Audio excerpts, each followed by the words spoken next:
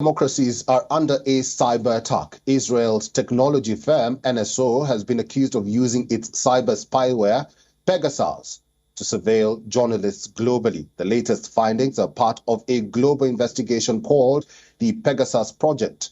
Paris-based news organization Forbidden Stories and human rights group Amnesty International, together with 17 news outlets, have assessed a list of 50,000 smartphone numbers that is accessed.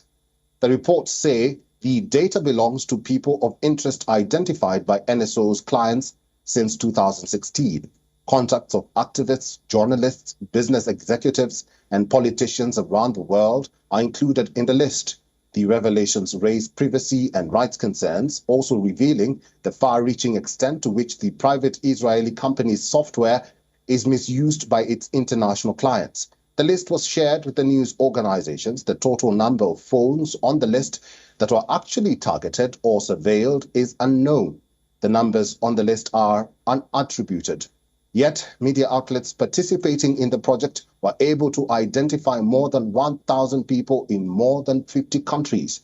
The identified list includes several members of Arab royal families, at least 65 business executives, 85 human rights activists, 189 journalists, and more than 600 politicians and government officials, including heads of state, prime ministers, and cabinet ministers. Many numbers on the list were clustered in 10 countries, namely Azerbaijan, Bahrain, Hungary, India, Kazakhstan, Mexico, Morocco, Rwanda, Saudi Arabia, and the United Arab Emirates. Among the numbers on the list are those of journalists from Agence France-Presse, the Associated Press, Reuters, Bloomberg, the Wall Street Journal, CNN, the New York Times, Al Jazeera, France 24, Radio Free Europe, Mediapart, El País, Le Monde, The Economist, and Voice of America. On the other hand, NSO has issued a denial, threatening a defamation lawsuit. NSO has called the report full of wrong assumptions and uncorroborated theories, further clarifying that, quote, NSO sells its technologies solely to law enforcement and intelligence agencies of vetted governments for the sole purpose of saving lives through preventing crime and terror acts, end of quote. Israel's NSO group and its Pegasus malware have been in the news since at least 2016, when researchers accused it of helping spy on a dissident in the United Arab Emirates.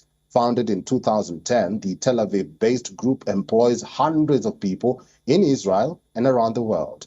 NSO's spyware, called Pegasus, enables the remote surveillance of smartphones. Pegasus is reportedly a highly invasive tool that can switch on a target's phone camera and microphone, as well as access data on the device, effectively turning a phone into a pocket spy. In some cases, it can be installed without the need to trick a user into initiating a download.